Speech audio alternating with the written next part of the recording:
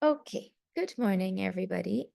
We are seeing Bhagavad Gita chapter 16, and we have reached the section where Bhagavan Sri Krishna is not just talking about the Asari Sampat, but really painting a vivid picture of what the qualities are of someone who has this Asuri Sampat. An elaborate description is being given so that we can really try to identify whether those qualities are there in our life as well. And if they are, then we try to remove them. Because a short list of 5 or 6 values and vices is not enough to really point out to us that this is what it looks like in your day-to-day life, and in reality, we have the Asari Sampat. Sometimes we have it more strongly even than the Devi Sampat in our life. But because it's titled Asari Sampat, it has a connotation, we have this connotation in our mind, like I was saying, of some Rakshasa in Lanka. That's who an Asura is, or Hiranyakashipu, or, those kinds of people. But actually, Asuri Sampat is not just in people like that are portrayed in our Puranas. It is all pervasive. I was thinking about how during our Vedanta course, Swamiji, means Swami Prakashananda, was invited to give a Diwali talk at a maximum security prison. And we got to go for fun to this on this adventure. It really was an adventure. You get into like these high security boats and you go onto an island and climb up tons of stairs. And anyways, long story short, he's giving a message to the prisoners in a maximum security prison. And he spoke about the importance of developing our intellect. And while he was doing that, he told them something that blew my mind. He said, actually speaking, everybody breaks laws all the time. He said the only thing is that you have broken laws that were delineated by society as unbreakable. But people on the outside break laws that they shouldn't be breaking too. For example, when the doctor tells someone who's diabetic that they shouldn't be eating sugar, that person is not allowed to eat sugar. But somehow they think if my spouse isn't looking or my children aren't looking, then it's okay to eat it. What no one will know. Or I'll adjust my insulin, or I'll adjust something and there will be no consequence.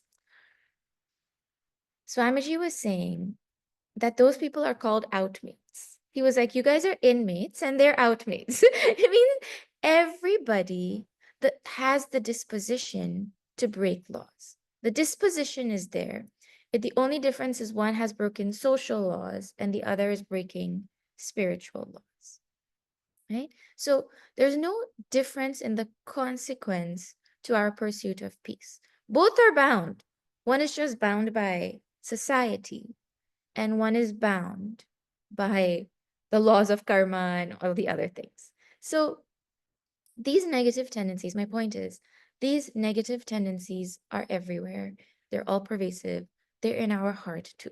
So the whole effort in listening to this chapter is to open our mind, to try to find them in our heart so we can remove them versus glorify them and protect them, defend them, or pretend they're not there. Both are equally as bad.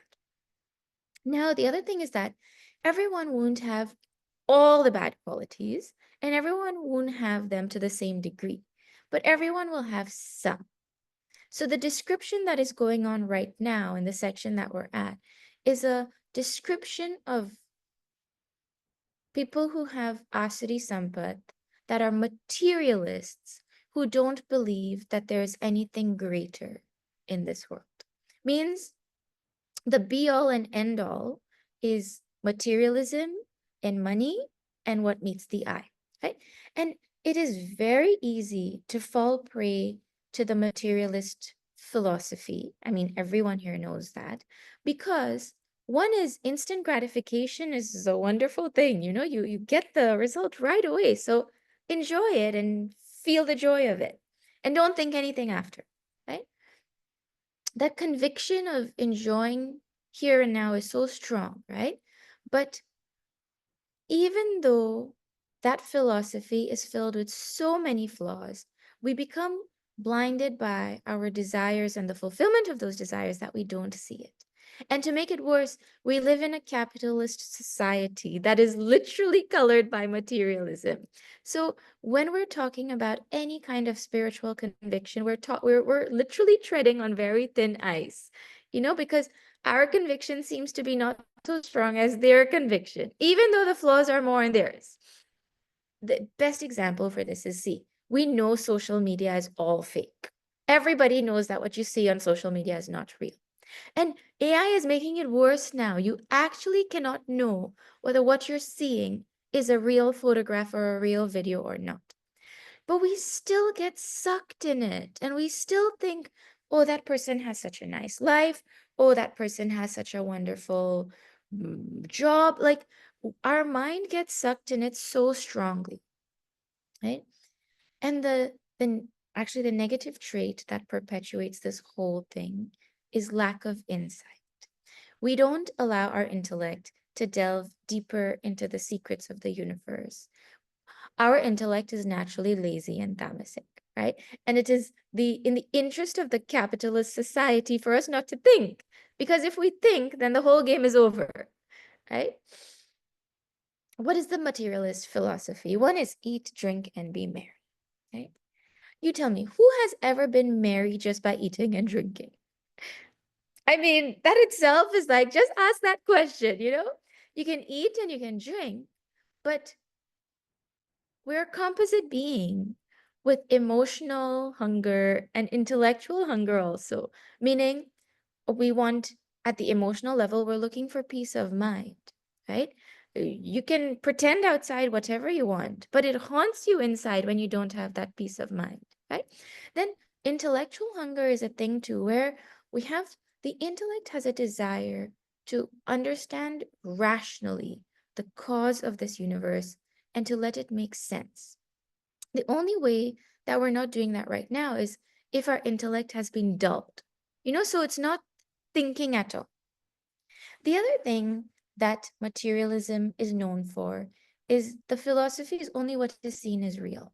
There's nothing beyond, nothing more fundamental, meaning the senses are the final pramana. They're the final authority. That is tantamount to someone blind saying that they don't believe in something called color because they cannot perceive it with their other four senses. If I can't touch it, smell it, hear it, or taste it, then it doesn't exist. But you know that the only authority for color is the eyes. And if you're not using the eyes, the other four senses cannot prove or disprove the existence of color. In the exact same way, we have, apart from our five senses, which are our pramanas, we have a sixth pramana called the Vedas. These Vedas are the only thing that are the authority for Brahman and Dharma, meaning anything that is beyond our senses. When we don't accept the authority of the Vedas, it is like we are depriving ourselves of an entire world because we cannot see it with our five senses. And not accepting the Vedas means relying on science also to tell us about what is there beyond the five senses. Because science will only use the five senses to talk about anything that they see. What else will they use? So we're trying to use the senses to try to perceive something beyond the senses in science.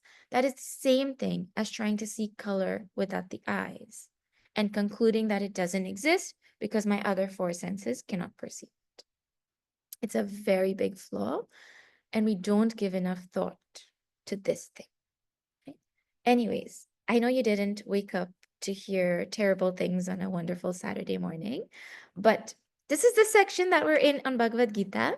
And this is not me saying these things. This is Bhagavan Sri Krishna. So you please take it up with him after class. For now, let us continue. We have reached verse number 9 in chapter 16. So we will chant. Who wants to chant with me today? I don't see any hands. Okay. I saw Bindu's hand. That's okay.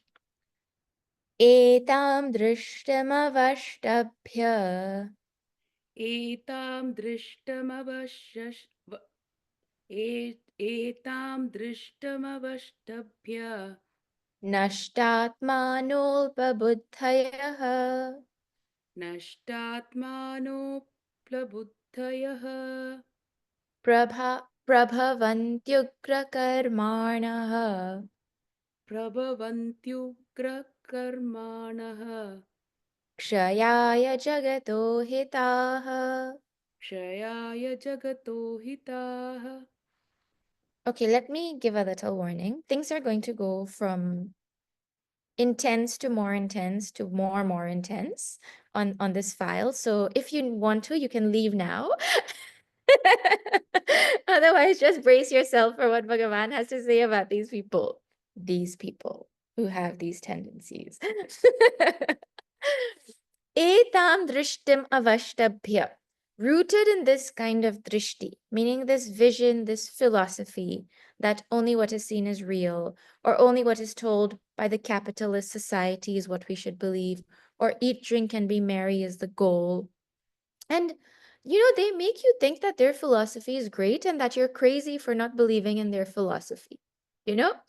But that is like, they say things like, look. You tell them how prayer is important, and they'll say, hello, do people who pray not get sick? You'll be like, no, of course they get sick. Oh, so then why should I pray if I'm going to get sick anyways? Then you're like, oh yeah, maybe you have a point. When they miss the point altogether. Or, people who do good, do bad things not happen to them? Well, yeah. So then why should I do good if bad things are going to happen to me? What kind of law of karma are you talking about? That if you do good, good will come to you? I don't believe in this law of karma. Like that, huh? That is tantamount to saying people who live a healthy life get sick also. Therefore, there's no point in living a healthy life if I'm going to get sick anyways. He means that philosophy is totally messed up, but that vision is what drives our whole life and all of our decisions. Means what we think the purpose of life is what is going to drive every single thing that comes after. So this whole discussion was to stop us to ask ourselves, what is your vision of life? Right? How do you actually live your life?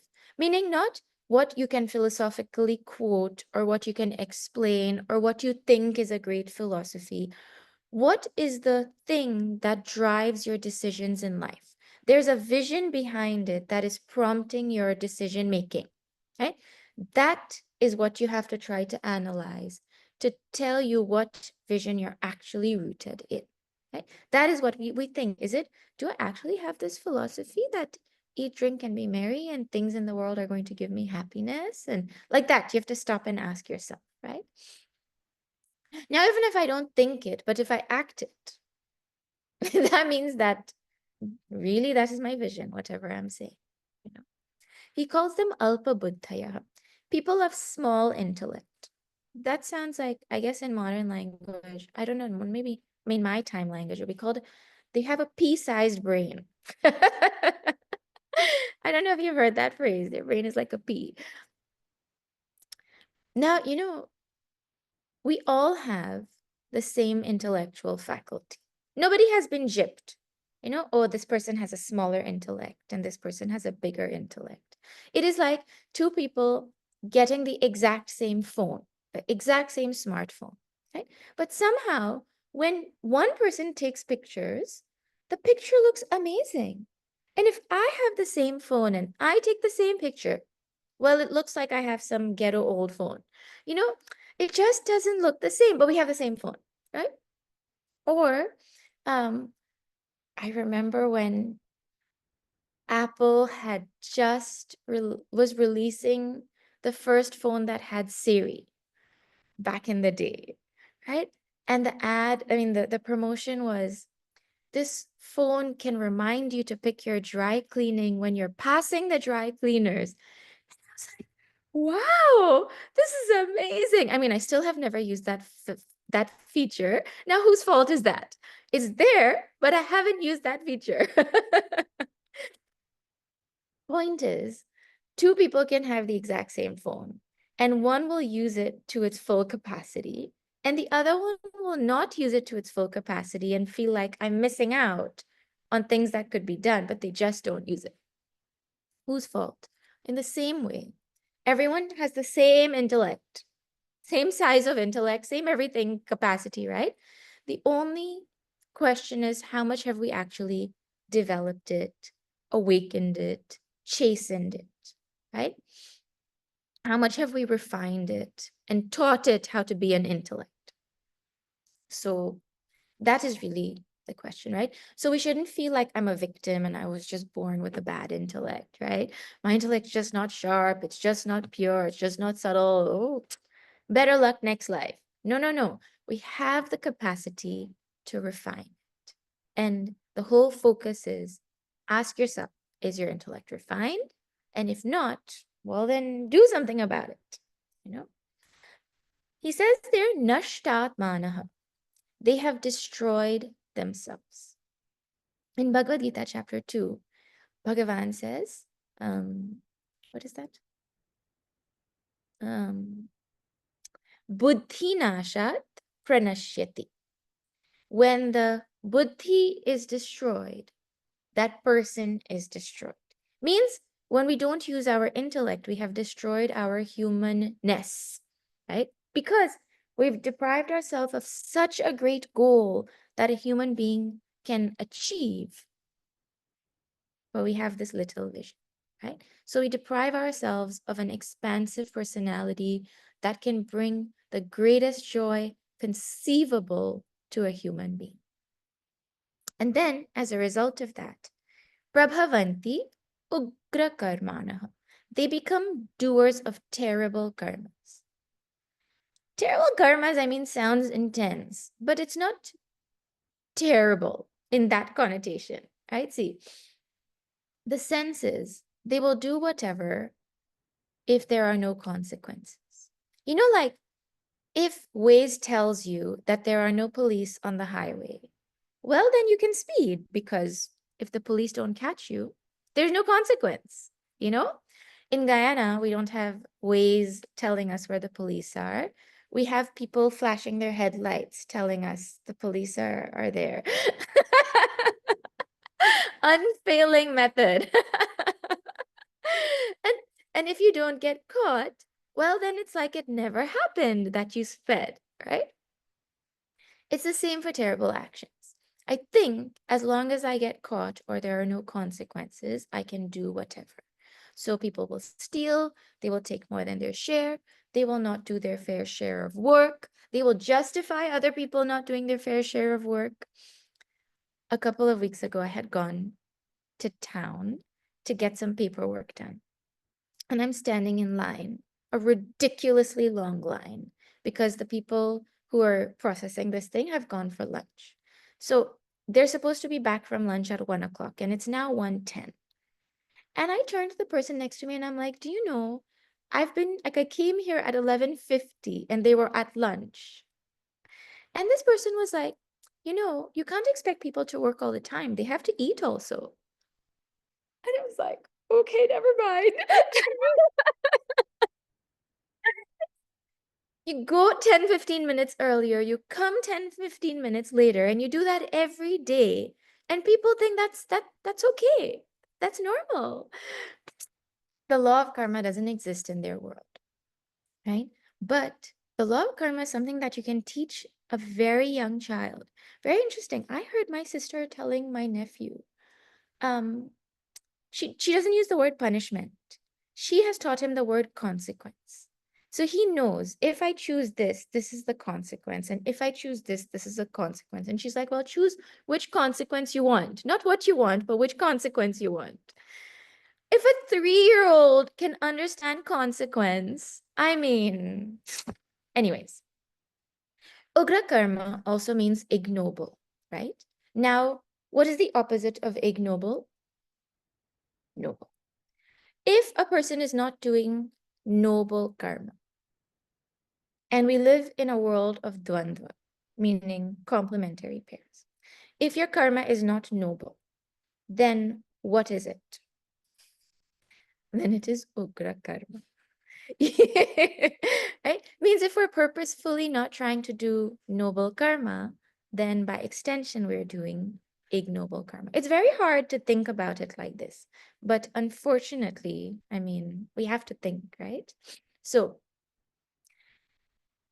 ignoble karma manifests in our life when the desire for security, wealth, enjoyment, meaning artha and kama, are so predominant that it is so easy to compromise on dharma and moksha. And then, you know what happens when you don't follow the rules that keep the body healthy? Is that you get sick. In the same way, the laws or rules that uphold or keep society healthy is called dharma. And when we don't follow dharma, then society collapses. Therefore, Bhagavan says, kshayaya jagataha. They and the karmas that they do end up destroying the world. Meaning, there's no great contribution that they make. They take more than they give. They consume more than they produce. They become leeches on society.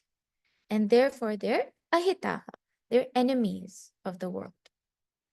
Bhagavan is saying having this attitude makes us an enemy of the world because nothing that we do leads to the welfare or benefit of other people. Because we're always, we slash they, put whatever word helps you to think about this, right? They're always thinking about themselves and their conveniences, right? Like I said, we have all these qualities. It is just about the degree. So we reflect on our own life and think, where does it manifest? A simple example is, we all use the convenience of packaging. And everyone knows packaging leads to environmental pollution. But it is so easy to walk into Costco and buy single serve size stuff that you can just throw into your kids' lunch boxes than to sit and pack something. So let me just do the easy thing. Who cares that this wrapper is going to live in the world for 500 years after my kids have eaten it for 5 seconds? Convenience, for me, is more important than the health of the environment. Is that not being an enemy of the world? You know? Or I go to the grocery store and I forget things that I was supposed to buy. Therefore, I have to make multiple trips. Right? That means more gas. That means more traffic. That also means that who has ever gone to the grocery store and bought the one thing they were supposed to buy? You always come out, when you have to buy only one thing, you come out with more junk than groceries. Meaning, if I were to increase my awareness and my efficiency, I would make less trips and I would pollute less, right? Or I eat and I drink things that are not good for me because I like them and no one can stop me. But as a result, I put a burden on the health system, right? Or if you see people scrolling, I mean, we used to say kids and teenagers, but everybody does it now, scrolling endlessly. When we scroll, we're actually taking, we're not giving because of the opportunity cost of what we could have been doing. The other thing is that it's going on reinforcing ideas that they're feeding us, right? So, anyways, that is because this desire to enjoy really binds us. Now, and Bhagavan will talk about it just now. What else do these people do? Let's chant number 10.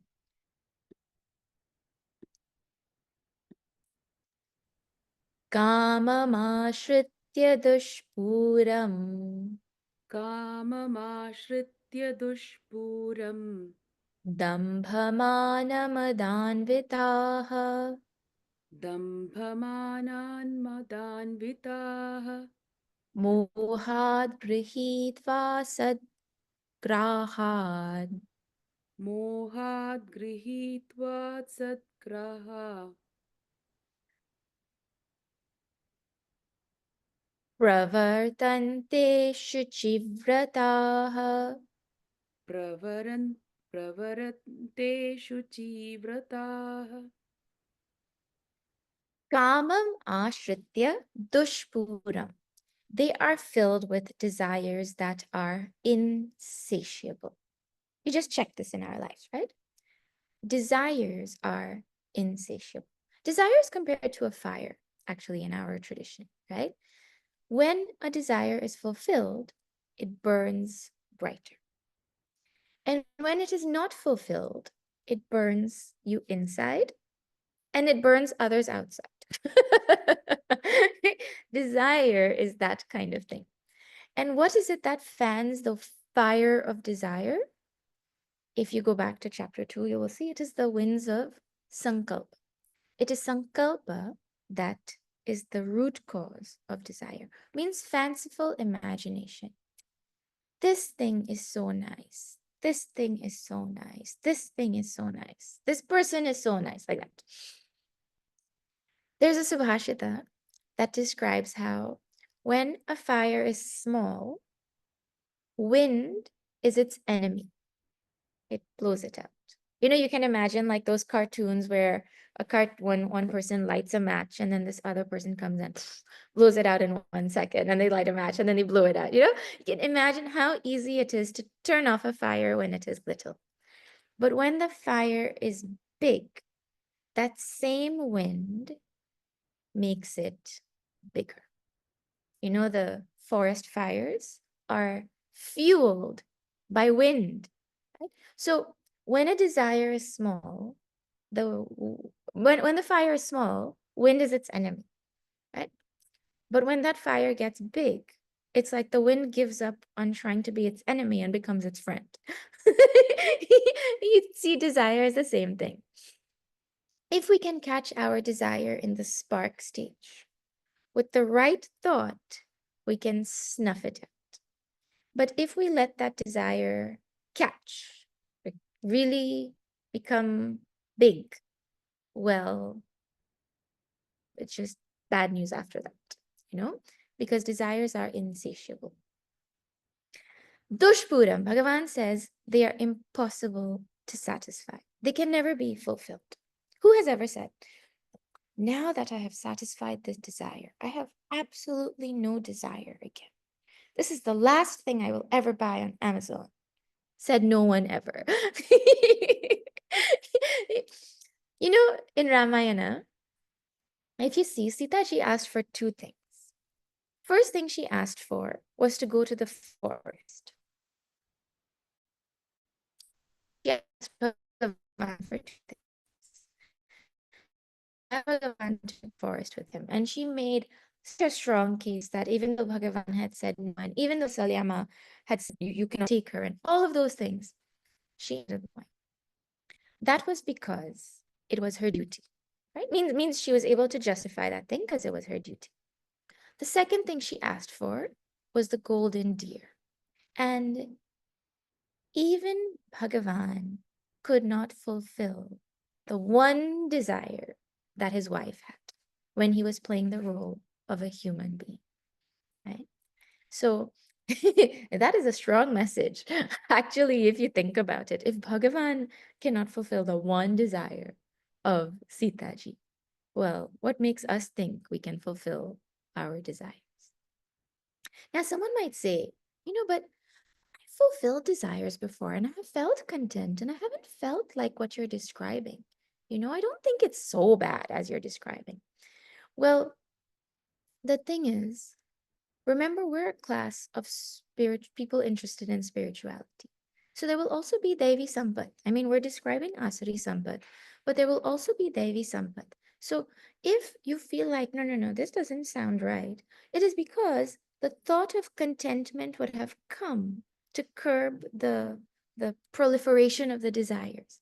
But contentment is Devi Sampat, right? That's not Asuri Sampat. So that means that this quality that is being described is just a quality that is not there in you to the nth degree because you've developed the Devi Sampat that is going to combat it. You see? So it's not that what Bhagavan is saying is wrong. It is because you may not relate to it in the same way if you have the quality that stops it.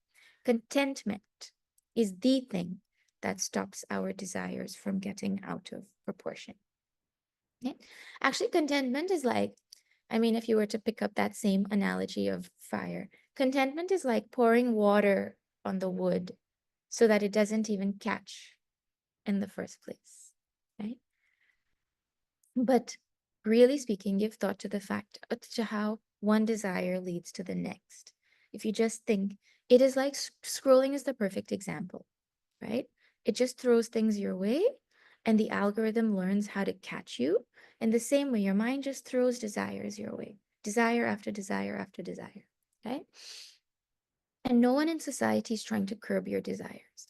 I don't know if you've ever observed, you know, the bank apps. The banks have apps nowadays, and then you download the app and then you monitor your spending and whatever. Well, on a month where you've spent less than usual, the app will tell you, great job, you spent this much money less. At the same time, if you go into your credit card, you will see they have given you an offer to increase your credit card limit. They're just saying good job at reducing your spending, but they actually want you to oh, you spent $500 less, here's $5,000 more. You know, not trying to help you reduce desires. Then Bhagavan says, Damba, Mana, Mada, Anvitaha. When they fulfill their desires, then they become fulfilled with hypocrisy and excessive pride and arrogance. Because in association with things, we feel our value increases. And we've talked about these already in verse 4, right? But he says, Mohad grihitva asat grahan. Because of delusion, they hold on to all false notions, wrong thinking, right? What exactly is this moha or delusion? Bhagavan Adi Shankaracharya translates it as aviveka. Aviveka is not thinking. That is what delusion really is. You know, and I cannot count the number of times that Swamiji has said that the biggest problem of human beings is the absence of thinking. I literally cannot count. In what some way, shape, or form, he says it every single day, right? See, you think about your own life, whether it comes to what we eat, what we watch, what we decide to do with our body in terms of exercise, not exercise, right? The thought comes, I don't feel like, you know? And then there's no thinking what effect it is going to have on my state of mind, on my energy tomorrow, on the things that I have to get done, on me in 5 or 10 years, right? The desire arises and then I act on it without thinking. Well, what is the difference between that and a dog who goes and fulfills every desire he has? Or a cow who eats grass all day because he feels like eating? There's a big difference. The difference is nature controls them, right? And so what they eat and how much they sleep and all of that is is managed by Prakriti. Prakriti will say, okay, enough. Or Prakriti will tell them, no, you can't eat this. Or Prakriti is the thing that controls them, right? But Prakriti has removed its control over us by giving us an intellect and giving us free will. So now, if we don't use our intellect, which is supposed to help us to manage our free will, well, then we're not just equal to animals, we're actually worse than them. That is what our Mahatmas are saying. Right? So the spontaneous pursuit of desires has to be replaced by thoughtful reflection of the intellect before a decision to pursue or withdraw is made. Right? But our desires are managed right now. I'll tell you, most people's desires are managed by fear. You know, oh, if I eat this, then I'm going to get sick. Or if I don't go to work, then I'm going to get fired. Or if I whatever. If you watch, your desires are actually managed by fear a lot of the time, right? But animals are trained by fear, right? Really, that is not how we're supposed to be managing our desires. But Bhagavan is saying the whole thing is because of delusion, lack of thinking. And delusion can only exist because there's lack of thinking, right? And a desire can only exist when there is delusion. See the delusion we have. Number one, I am not happy. I'm not okay. Right? Number two, there's happiness to be gotten from the world. Number three, when I get that, I will be happy. Number four, only when I get that, I will be happy. Delusion after delusion after delusion after delusion. All of it is not true because happiness is me.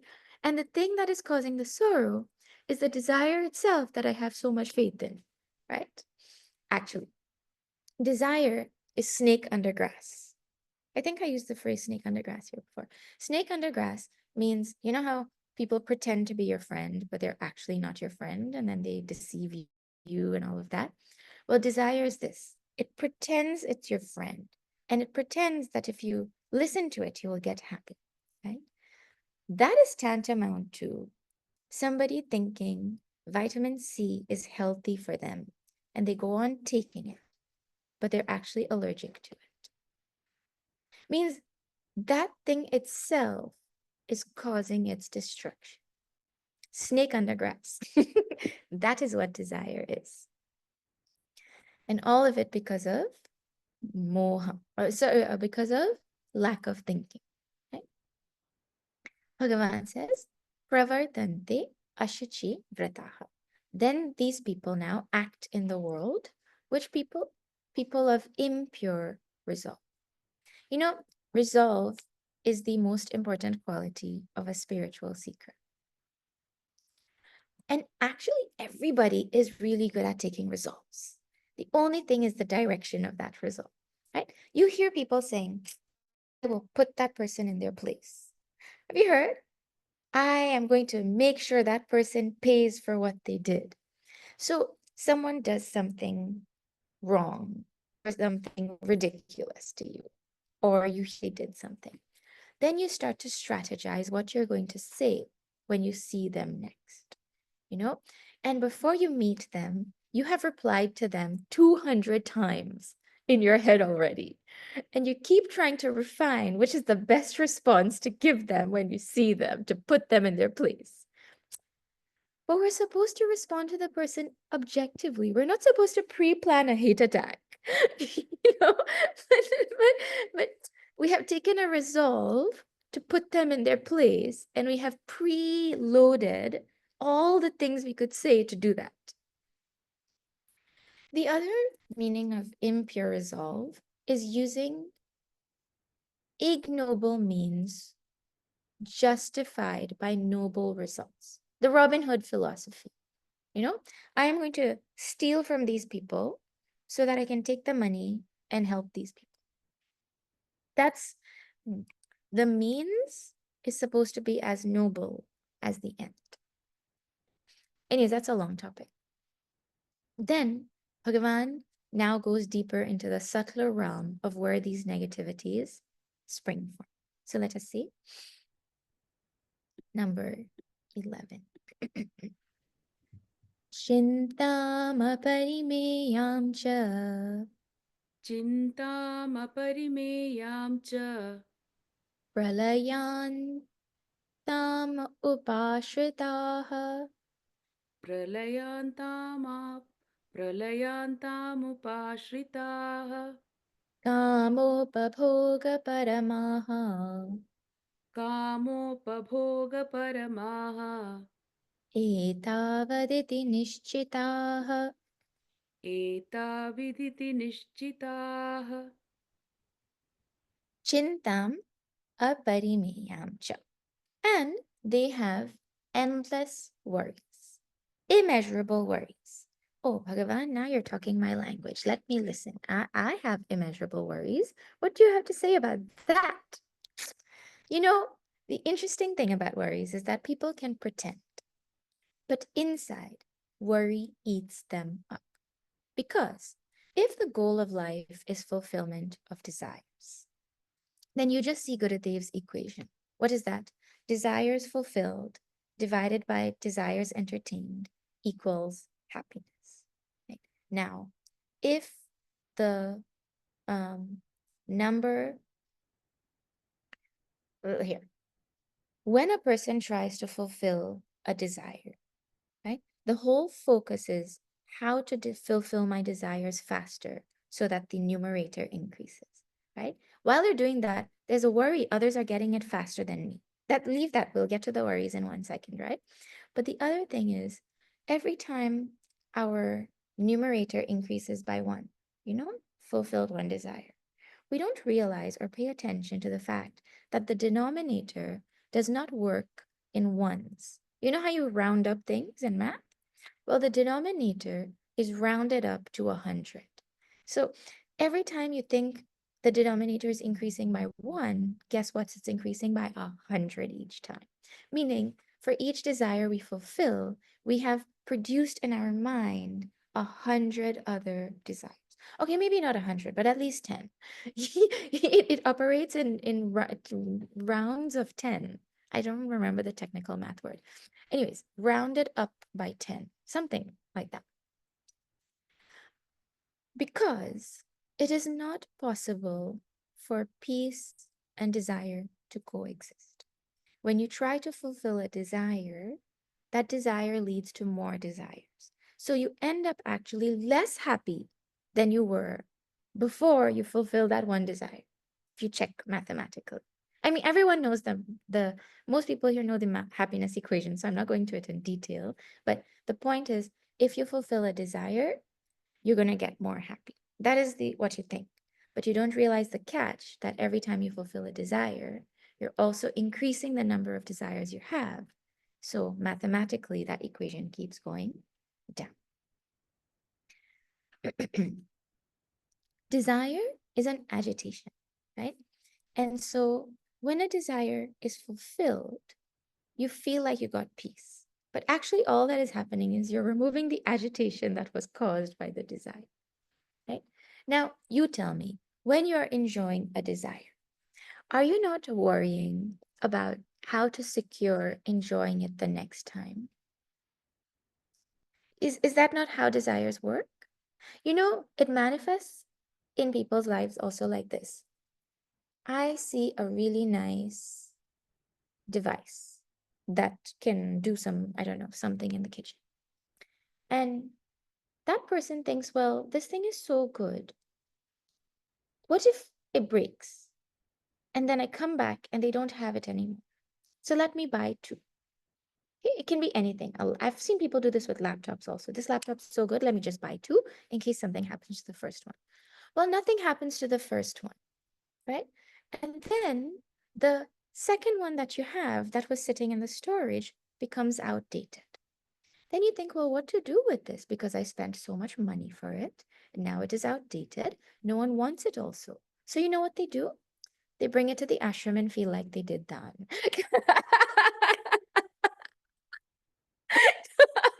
No, really. When we have a desire and we try to fulfill it, there is a worry in the mind about how to secure the desire, the enjoyment of that desire for the next time. That thought you watch anytime you're fulfilling a desire, you're thinking, how can I fulfill this again the next time? Okay. The other thing is the desire to enjoy comes with a desire to protect. Right? So now I want to enjoy my house and all the things in my house, but I don't want people to steal my things. Okay, leave that's even like extreme, right? Take something more simple. Like when you go to work and you take like you see so many work jokes about how people strategize to make sure nobody takes their snack from the fridge. I mean, I see so many memes about that. But strategize to make sure nobody steals your snack or nobody takes your cup. I mean, literally. So there's like a desire to protect what you want to enjoy. When we were growing up in Ghana, one day someone brought candy for us. And you wouldn't get this kind of thing there. So it was a special treat. They brought these lollipops. I still remember, like it's a huge long lollipop, and there's a huge round one. So there's two different types of lollipops they brought. Well, my sister was known for eating her stuff right away, and I was known for saving my stuff. And the problem with people who save their stuff is other people get to it, you know? So here I am trying to make, and I don't want to eat it fast. I want to eat my lollipop slowly. So here I am. My sister has finished hers, and I know that means she has her eye on mine next. So every time she would go to the fridge, well, my eyes were on her, not on my homework, but on her. Because there is a desire to protect what I want to enjoy. And I mean, you can try all kinds of strategies. Like, I remember one time I licked it all over and I was like, I licked it now. And she was like, oh, I don't care.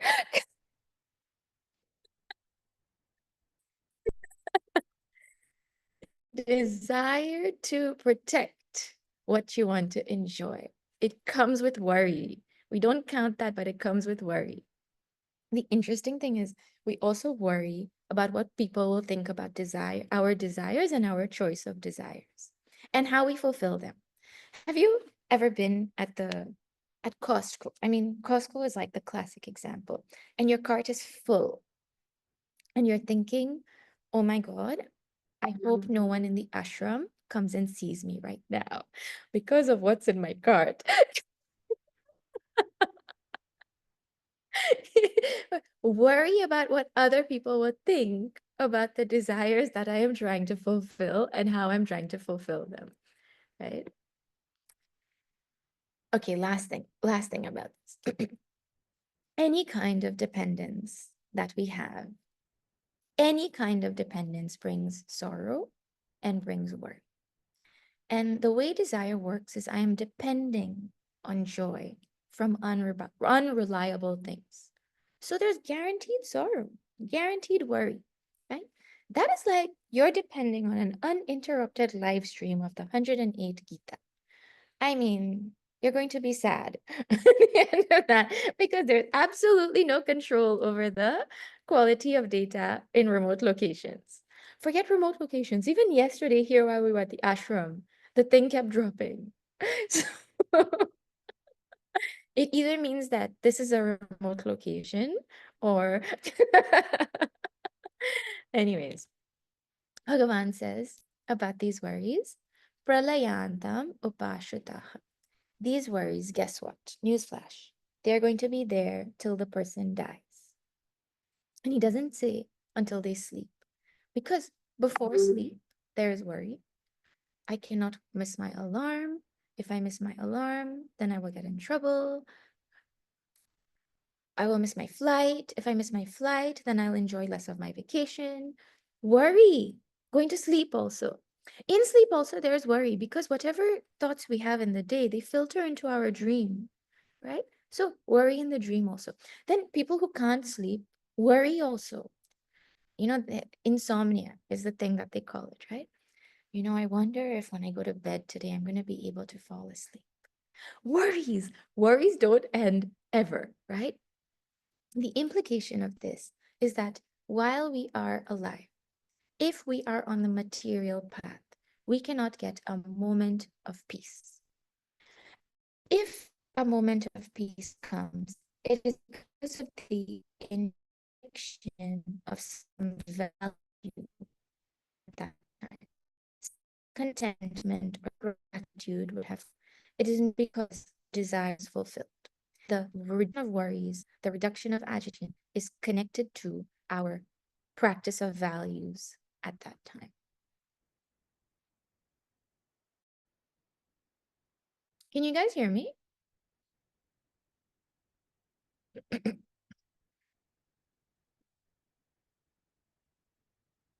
Am I back?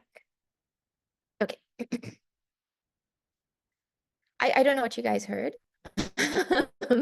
but I was saying that mm, if any peace comes in our life, it is because of the manifestation of some value. That is why there is peace. Now, in spite of all the worries, these people, kama upabhoga paramaha, they consider the supreme goal of life to be enjoyment of sense pleasures. Because YOLO, you only live once, so enjoy whatever you can. Etavat iti nishchitaha. They're convinced that this is the supreme goal of life. Okay. I think that I wanted to finish more, but I think we should pause because um, I don't want you to worry more about what Bhagavan is going to say. I'm going to pause here and I will open up for questions. Anyone have any questions?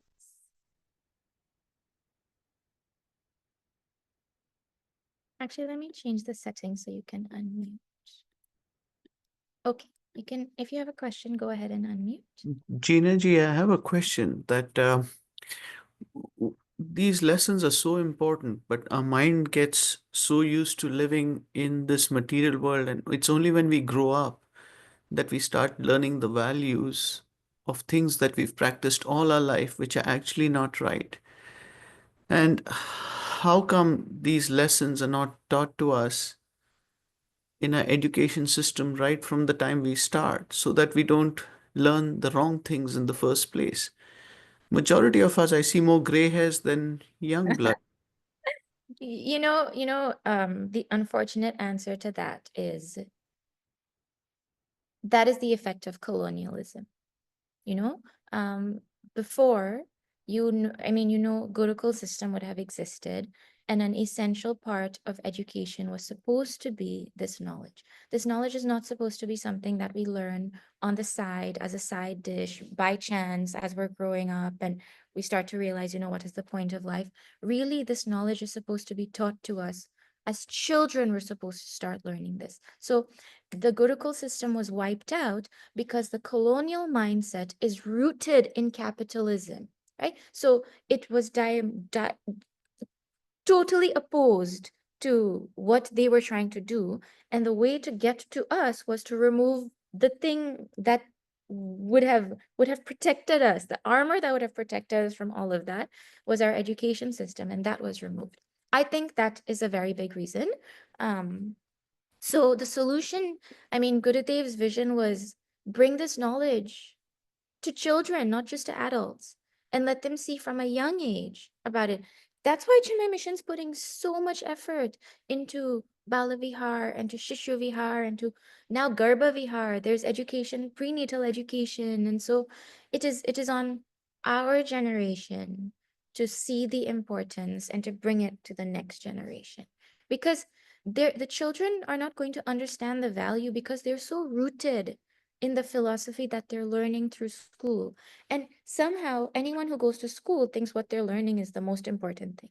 School teaches them that what they learn in school and science and all is the most important thing, right? So there has to be some force that is coming in that is showing them a different way of thinking. I don't know if you agree with me, but that is one of the big Totally, reasons. totally. But to unlearn all this, what's going on, it's a challenge. Yeah, well, we're good at facing challenges, Sameji. You tell me you don't face challenges on a day-to-day basis. Everyone faces challenges. No, this is just an additional challenge. And the thing about this challenge is that there is so much support, there is so much inspiration there for someone who wants to take it. Right? The willingness just has to be there And Bhagavan will come and put you in the right place for all of this to become prevalent in your life, right? So, no, challenges, what?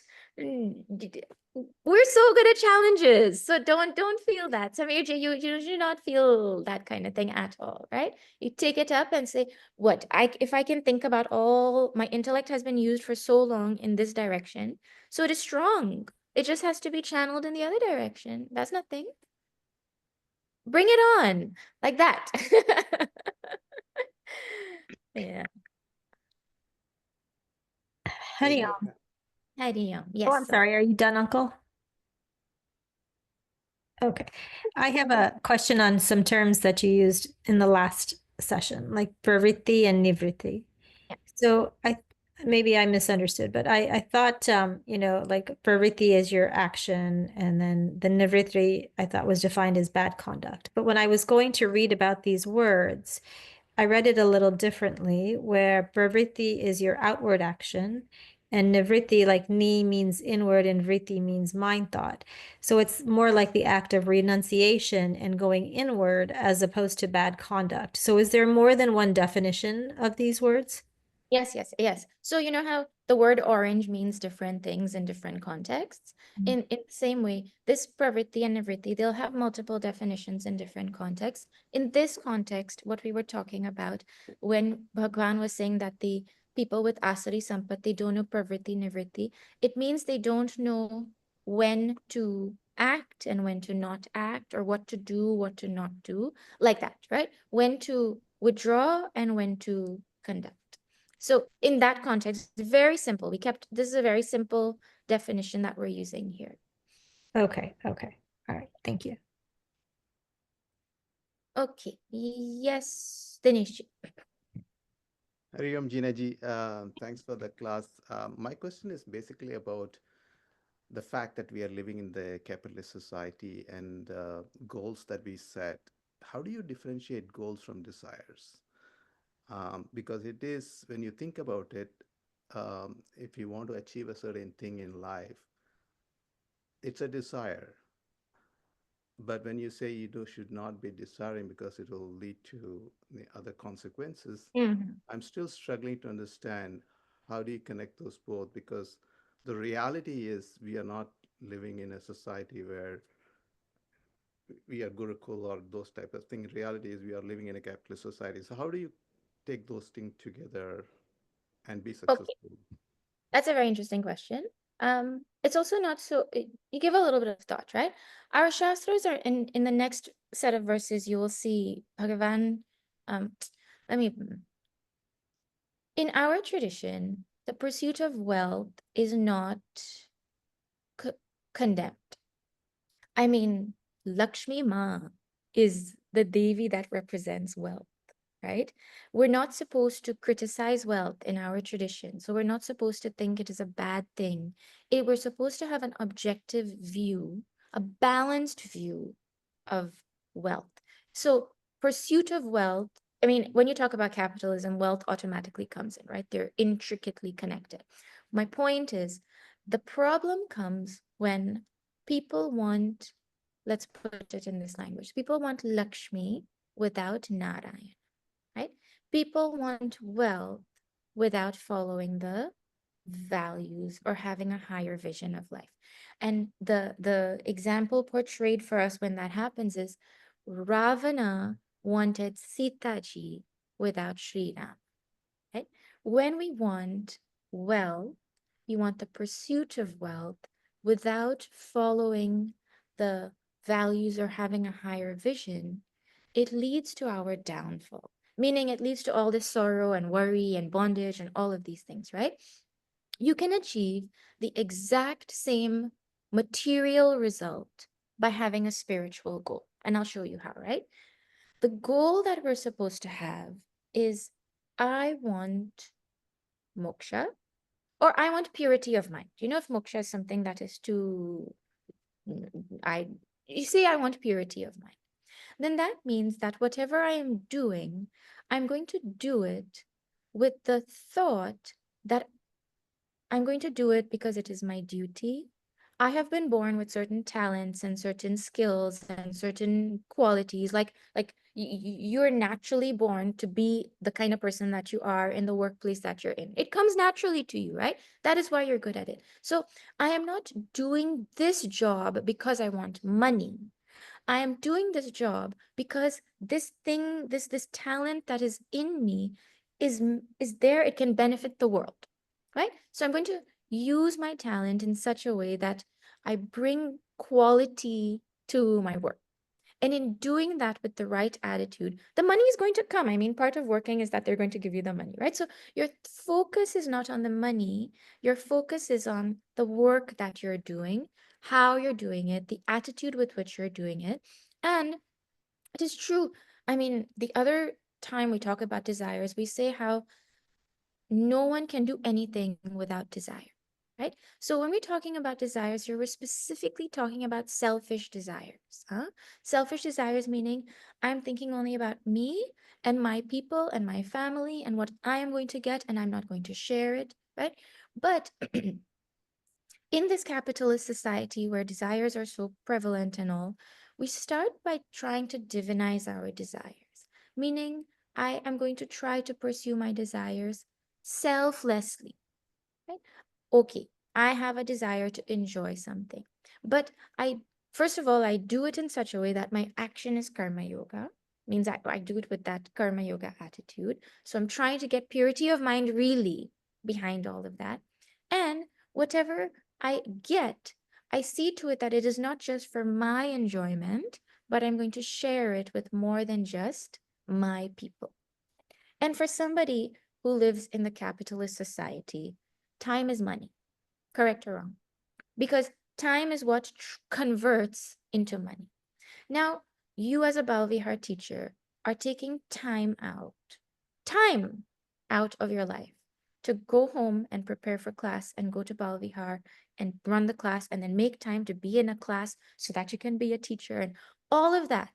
That shows that in your mind, the only equation is not time equals money.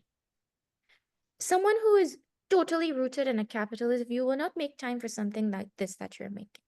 Okay? So, like that, you infuse into your current mindset the value of something beyond just the capitalist world, and you make sure that at the end of the 60 years of your life that they have used you and tried to extract all the productive potential out of you is not that they're ready to spit you out and you're doomed now, but you have used the system to grow in such a way that you don't need them. You have grown through that and now you're ready for your next phase of life very happily, right? So you don't let the system chew you out. You use the system to grow in the process spiritually. I don't know. That's something that's come Thank you into so mind. much. Yeah, appreciate it. Yeah. Yes, Vikash. Um, Ginaji, I don't know how to phrase it, but why are we not naturally born with good things in our mind? Look at the animals. When they are not hungry, they don't want to eat. Why is human beings always like, why, to put it in simple words, why did God create us naturally greedy? You know that phrase with, what is it? Oh, I can't get the exact phrase. I think it's with great freedom comes great responsibility. I think that's what it is, no? So he has withdrawn its limitations on us because we have been given freedom of choice, free will. You want your free will to be taken away from you? The thing that defines a human being is that they have free will. And free will means you have to think, but you've been given an intellect that you're supposed to use to think about what you're going to use your free will for, right? So you can't have only one. Okay, Prakriti control me from doing the bad things, but I want free will to do anything else that I want, right? It goes together. Free will and intellect thinking about what to do, those two things have been given to us. So and it is not true that you're born without good things. I mean, the fact that you're here means you have some good capital. You know what I mean?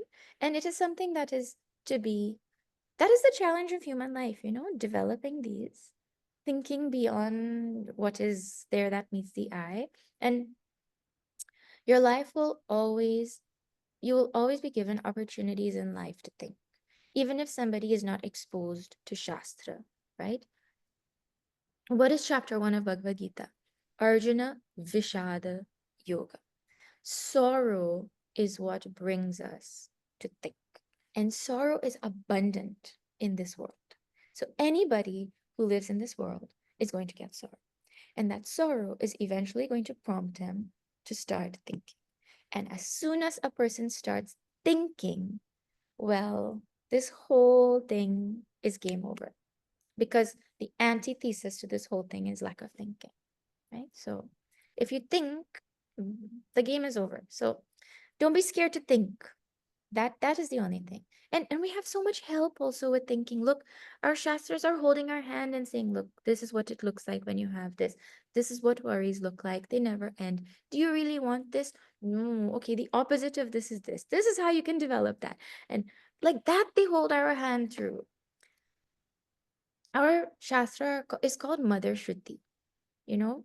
And when we are growing up, did you understand the importance of brushing your teeth?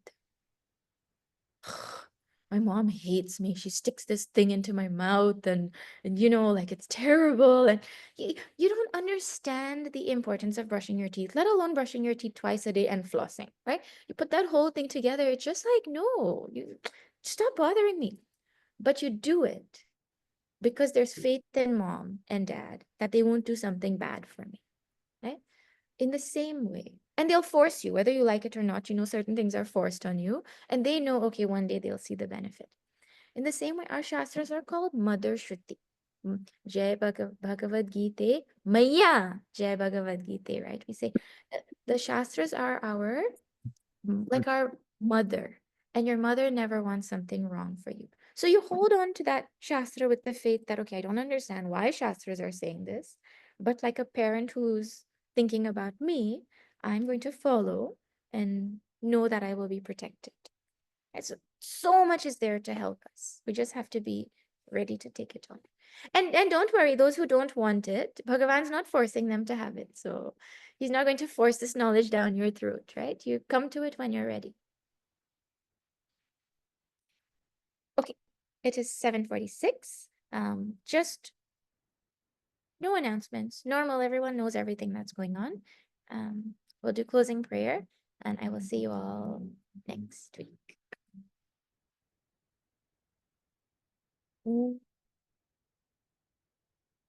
Namada Purnamidam Purnat Purnamudachyate Purnasya Purnamadaya Purnameva Vashishyate. Om Shanti Shanti Shanti. Hari Om Shri Gurubhyo Namaha. Hari Om. Shri Satgurunath Maharaj Ki Jai. Hari Om, everyone. Hari Have a Om. Thank you so much. wonderful